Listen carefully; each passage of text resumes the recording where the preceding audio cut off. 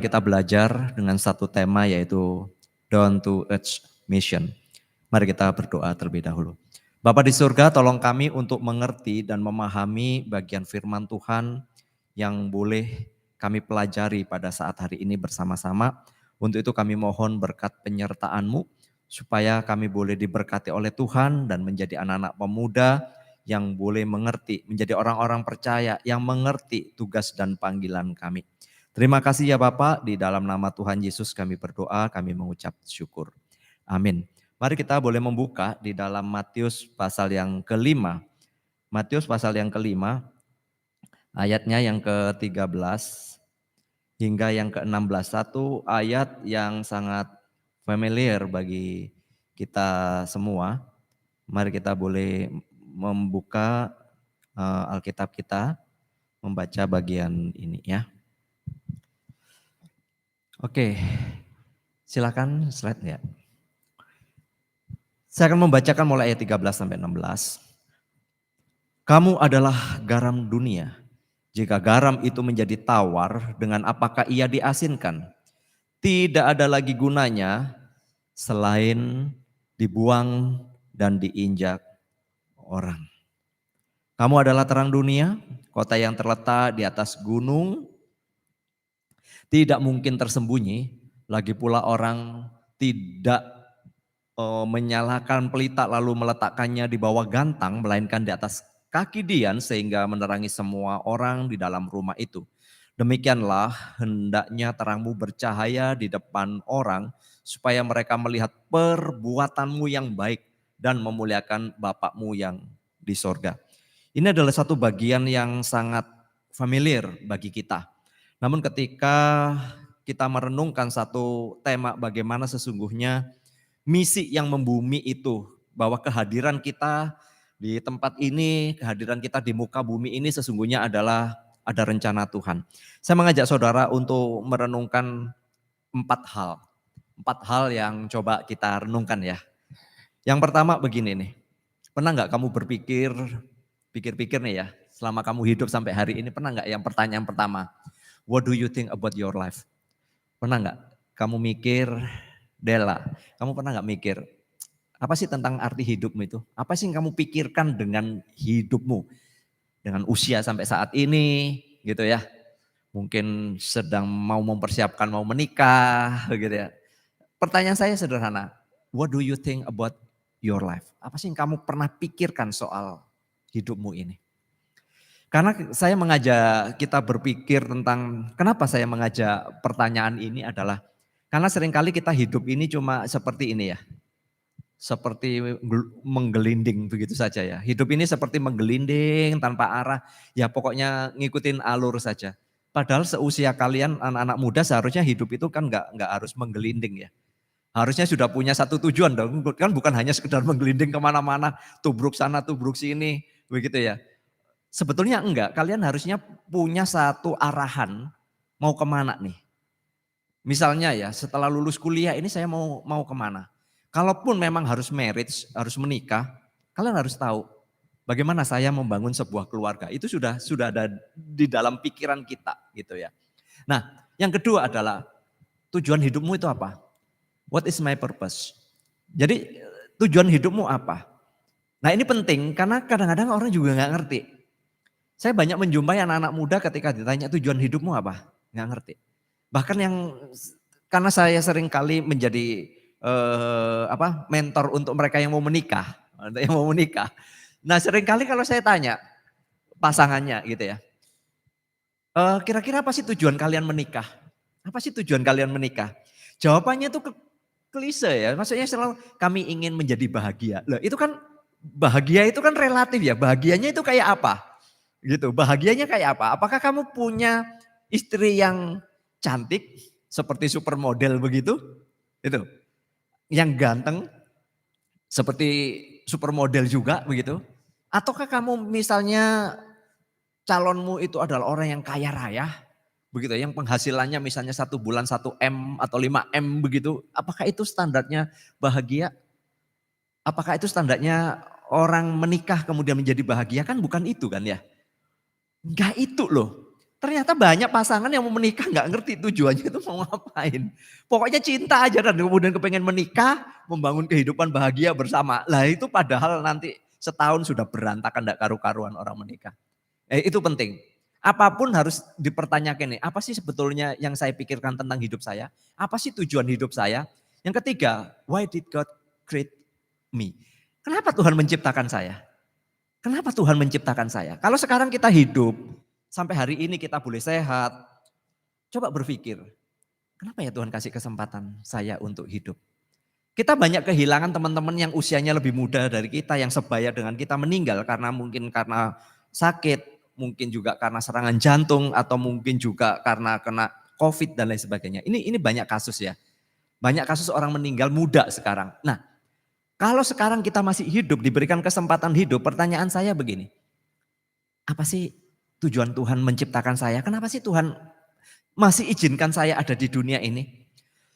Yang terakhir, what should I do with my life? Jadi kalau aku tahu tujuannya udah jelas, aku ngerti kenapa Tuhan menciptakan saya, maka apa yang harus saya lakukan untuk hidup ini? Gini nih, contoh ya secara keseluruhan ini ya. Kalau orang itu hidupnya sejak dari awal, dalam arti usia kalian yang pemuda, lalu pikirannya begini nih, uang, duit, ya pokoknya uang. Maka tujuan hidupmu yang kamu pikirin uang, uang, uang. Kamu akan cari teman yang banyak uang. Kalau nggak banyak uang nggak mau. Ukuran teman yang baik uang. Semuanya uang. Maka tujuan hidupmu adalah mencari uang. Gimana caranya? Ya menghalalkan semua cara. Kenapa Tuhan menciptakan saya? Saya kepengen kaya, saya kepengen banyak uang. Jadi apapun ya saya harus mencapai tujuan itu. What should I do with my life? Ya aku senang-senang kalau udah punya uang. Nah seperti itu. Jadi orientasi orang, fokus orang itu selalu tertuju kepada apa yang dia pikirkan.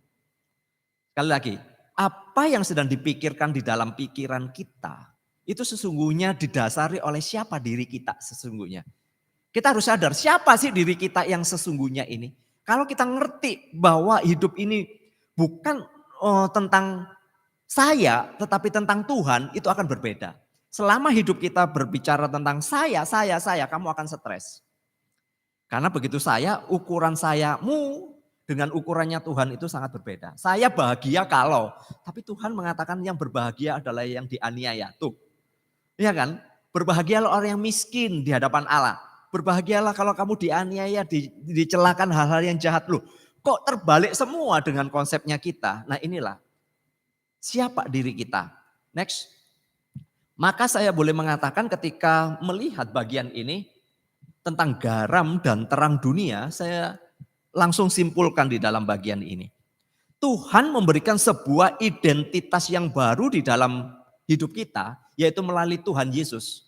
Dan itu ternyata memiliki sebuah dampak yang besar di dalam kehidupan kita. Sekali lagi, melalui bacaan kita terang dan menjadi garam dunia, itu menunjukkan identitasmu yang baru loh di dalam Kristus. Kenapa sih Tuhan gak memakai istilah yang lain, jadi pohon, jadi kursi, atau jadi keledai, jadi kuda. Kenapa harus jadi garam dan terang? Kalau kita melihat fungsi daripada garam dan terang, di dalam masyarakat Tuhan Yesus atau dalam masyarakat kuno, itu penting sekali.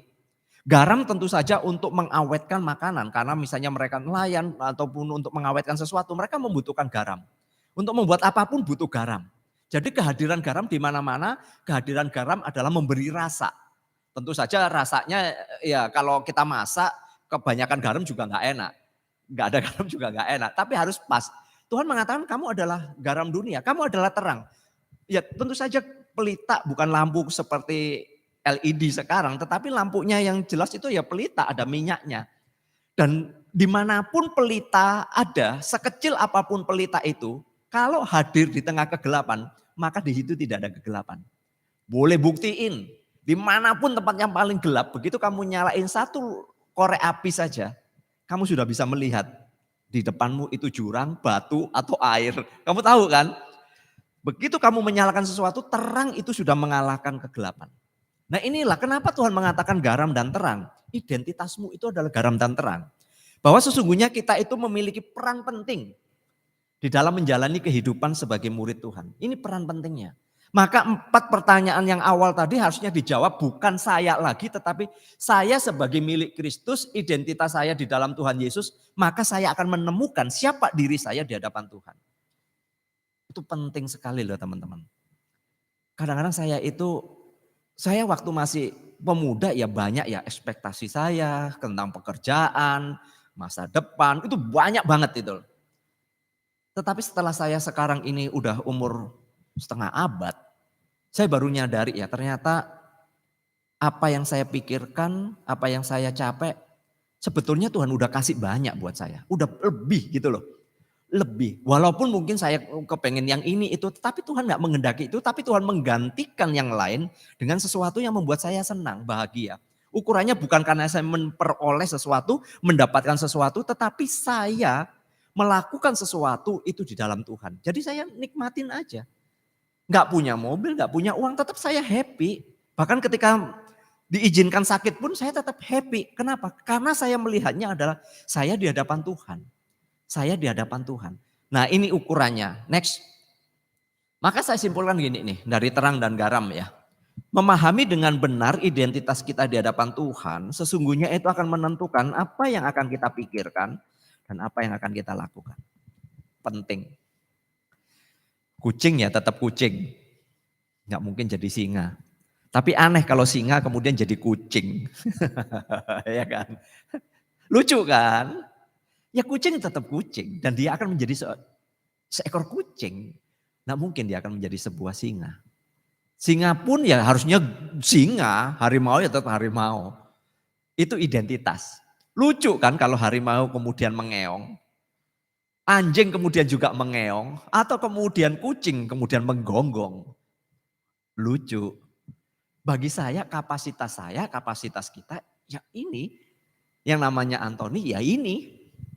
Ada di Denpasar saat ini, sudah selesai kuliah, misalnya sekarang kerja, ada Aca. Ya ini Aca, gitu ya. Ada Tania, ya ini Tania. Ada Dela, ya ini Dela namanya. Nah, ketika saya mengenal Dela, mengenal Antoni, sesungguhnya kamu yang lebih tahu. Saya hanya tahu kalian, tapi yang sesungguhnya lebih mengerti siapa? Ya dirimu sendiri. Identitasmu tuh yang kamu sendiri yang tahu. Siapa sih Dela yang sesungguhnya? Siapa sih Tania yang sesungguhnya? Siapa sih Antoni yang sesungguhnya? Kalau kamu bercermin buat dirimu sendiri, kamu akan melihat kekurangan-kekurangan, kebodohan-kebodohan kamu gitu ya. Kekonyolan-kekonyolan kamu. Selama kamu bercermin dan melihat bahwa dirimu yang buruk-buruk, dirimu yang gak berharga, dirimu yang gak menilai, konyol banget. Bagi saya salah kamu menilai. Karena apa? Tolak ukurnya tetap kamu. Bagi saya kucing akan tetap menjadi kucing, dia bukan singa. Singa ya tetap singa. Dia tidak akan pernah jadi kucing. Yang namanya Dela ya tetap Dela, namanya Tania tetap Tania, namanya Olive tetap Olive, namanya Devin ya tetap Devin. Artinya setiap orang itu udah dipanggil oleh Tuhan dengan kapasitasnya dan Tuhan ingin supaya kita mengerti, menilai diri kita, melihat diri kita dari kacamatanya Tuhan. Jadi kalau bercermin jangan lihat dirimu dengan segala kekurangan. Kita manusia berdosa, nggak mungkin kita bisa sempurna. Ketika Tuhan mengatakan kamu terang dan garam, itu sesungguhnya menunjukkan satu yang penting. Identitasmu itu penting banget. Saya di hadapan Tuhan itu berharga. Tadi saya mengatakan kan terang dan garam itu ada peran penting. Berarti pada waktu saya bercermin, saya harus melihat diri saya penting bagi Tuhan. Itu. Gak penting bagi orang. Betul, kamu gak penting bagi orang. Mungkin orang melecehkan kita, merendahkan kita. Orang gak menghargai kita, betul gak? Kalau kamu punya duit banyak, dihargai. Bukan kamu yang dihargai sesungguhnya, duitmu. Tapi begitu kamu gak punya, dihargaikah? Belum tentu. Kamu gak usah menuntut penghargaan dari orang lain, penilaian dari orang lain. Orang lain bisa memanipulasi kan. Tapi Tuhan mengatakan kamu adalah garam dan terang. Identitasmu itu udah jelas banget. Kamu adalah garam dan terang. Pahami dengan benar siapa kamu. Itulah yang akan menentukan apa yang kamu pikirkan dan apa yang akan kamu lakukan. Next. Nah ini yang saya suka kalimatnya. Sesungguhnya ketika kita mengimani, melakukan iman, melakukan misi istilahnya nanti saya terapkan ya. Antara iman dan pekerjaan gitu loh. Kamu kan bekerja semua nih rata-rata udah. Antara iman dan pekerjaan jangan dipisahkan tapi menjadi satu bagian yang utuh. Di mana kamu bekerja, imanmu di situ dinyatakan. Ketika kamu menyatakan imanmu, tunjukkan itu di dalam wujud pekerjaan. Maka kesadaran dirimu di hadapan Kristus itu akan menjadikan dirimu kita dapat menjalani hidup dengan fokus. Nah tuh, fokus, bertujuan jelas, memuliakan Tuhan, bahkan menikmati anugerahnya. Gini loh guys, kamu kan kerja nih. Kerja apapun ya fokusnya itu aku berharga di hadapan Kristus. Terserah orang mau menilai pekerjaanmu kayak apa, orang mencibir tentang dirimu siapa, nggak usah dipeduliin. Tuhan sangat peduli kepada kamu sehingga kamu tahu, oh fokusku ini memuliakan Tuhan. Jadi terserah lu mau ngomong apa, gua mah nggak ambil pusing. Kalau saya, iman saya harus saya nyatakan saya seorang anak muda Kristen yang benar-benar mau mengandalkan Tuhan. Saya tetap dicintai Tuhan, apapun keadaan saya, Tuhan tetap cinta saya. Itu miliki. Kalau teman-teman kita kan bisa meninggalkan kita, betul enggak? Teman kita bisa meninggalkan kita. Teman akrab kita bisa mengkhianati kita. Tuhan mengkhianati enggak? Enggak pernah loh. Tuhan meninggalkan kita? Enggak loh. Tuhan mengatakan orang lain mungkin akan menjadi temanmu. Enggak, tapi aku menyebut kamu itu sahabatku. Yesus menyebut kita itu sahabatnya. Lalu kalau kita tahu seperti itu, bagaimana iman yang membumi? Kemudian iman yang kemudian bisa menjalankan misi Tuhan di dalam kehidupan kita. Nih, next, Olive. Kita itu harusnya apa? Blessed to be a blessing. Kamu diberkati harusnya gimana? Ya memberkati dong. Gini loh, berkat Tuhan itu udah banyak. Kalau coba ya seusiamu saat ini, hitung ya. Berkat apa sih dalam kehidupanmu yang menurut kamu itu benar-benar luar biasa? Bagi saya ya, every day, every time, every hour. Bahkan setiap tarikan nafasmu itu berkat Tuhan yang luar biasa. Bahkan ketika kamu boleh bekerja, mungkin hasilnya itu sangat sedikit. Ya, sangat minil. Mungkin gak cukup untuk apa, tapi itu berkat Tuhan loh. Ketimbang daripada kamu gak punya apa-apa. Ketika kamu masih bisa makan, kamu masih bisa bayar kos, kamu masih bisa membeli ini dan itu. Kamu itu udah diberkati oleh Tuhan. Seharusnya kita ketika diberkati ini mensyukuri lalu kemudian hidup di dalam berkat Tuhan itu. Bukan berarti mengajarkan foya-foya, tapi hidup di dalam berkat Tuhan adalah, ini loh banyak temanmu yang juga kesulitan. Ini loh banyak temanmu yang juga lebih susah daripada kamu. Kamu kan udah susah. Kalau kamu susah ngeluh-ngeluh terus dengan kesusahanmu, loh orang di bawahmu itu lebih susah. Ada temanmu itu yang lebih susah. Ada temanmu yang lebih menderita. Kalau kamu menderita ada yang lebih menderita lagi. Kalau kamu diberkati, ada temanmu yang lebih diberkati lagi. Tetapi ada temanmu yang enggak istilahnya penghasilannya sangat minim, kehidupannya sulit. Nah inilah saya mau mengajak kita untuk namanya bagaimana sih kita boleh berbagi menjadi berkat bagi orang lain. Blessed to be a blessing. Bagaimana sih?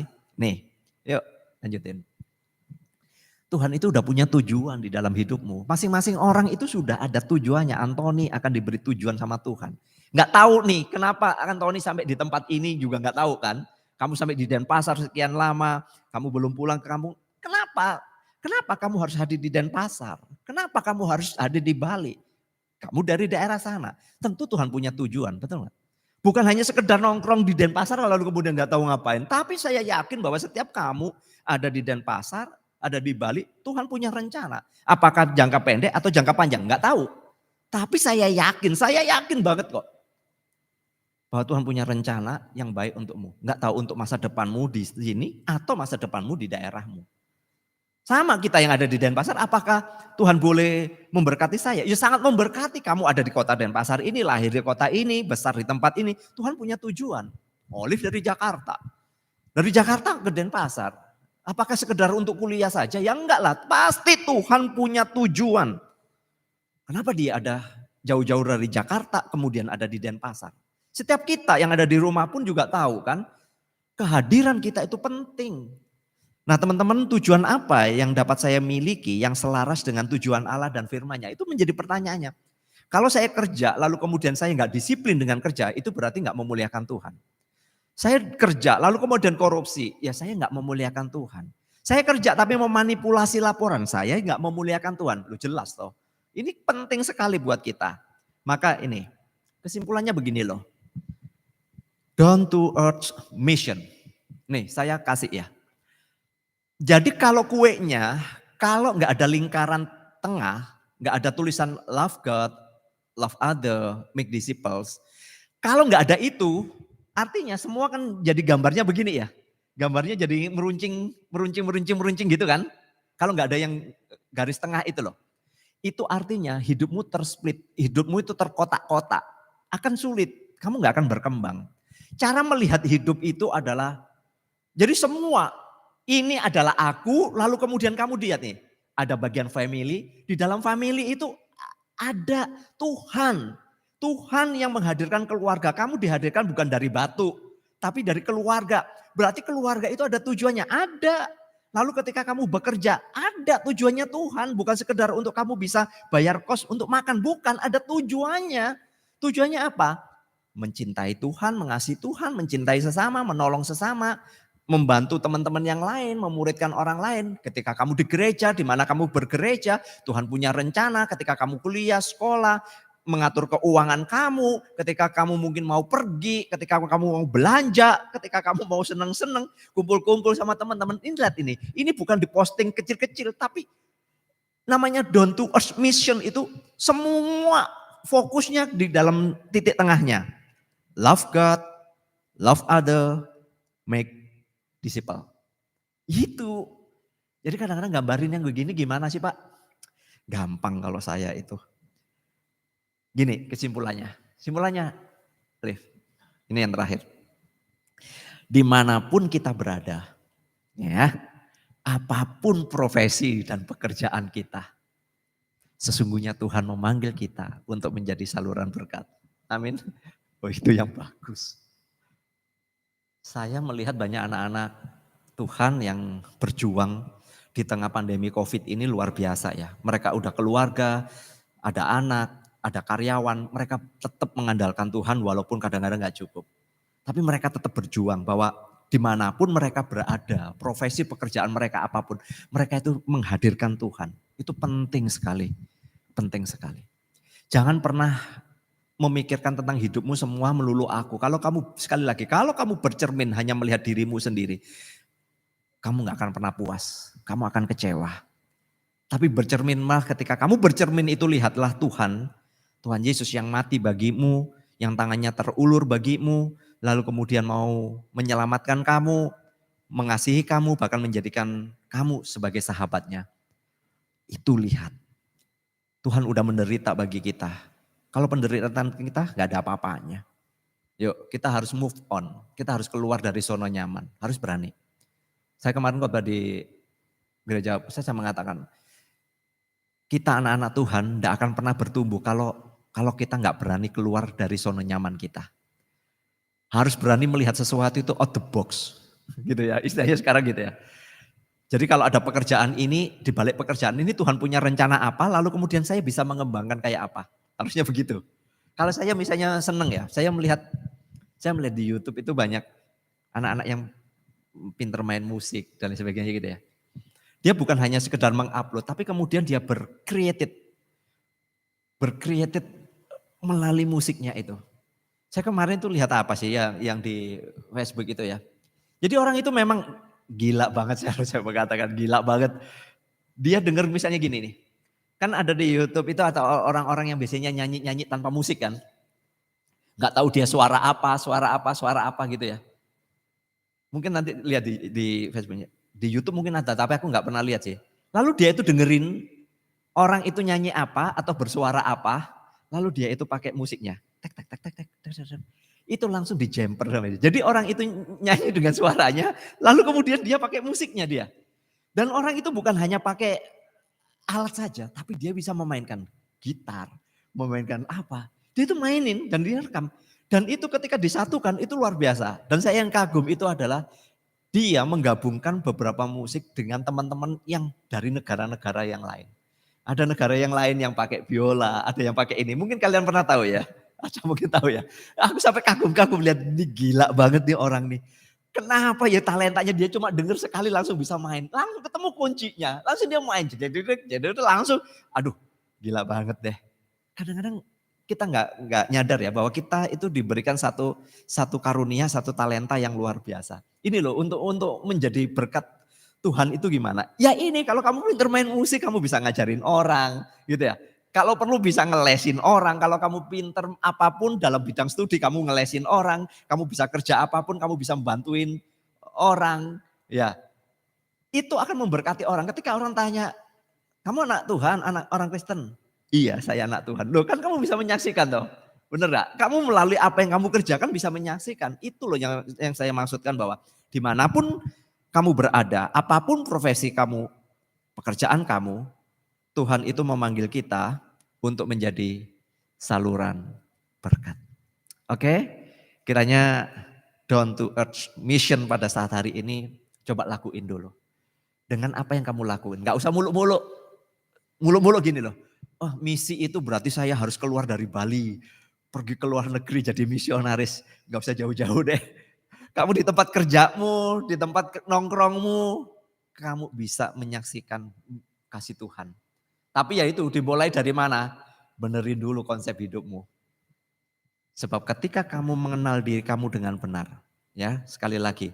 Memahami dengan benar identitasmu di hadapan Tuhan. Itulah yang akan menentukan apa yang kamu pikirkan, apa yang kamu lakukan. Mari kita berdoa. Tuhan Yesus terima kasih kami diingatkan kembali. Garam dan terang adalah sebuah identitas yang kami miliki pada saat hari ini.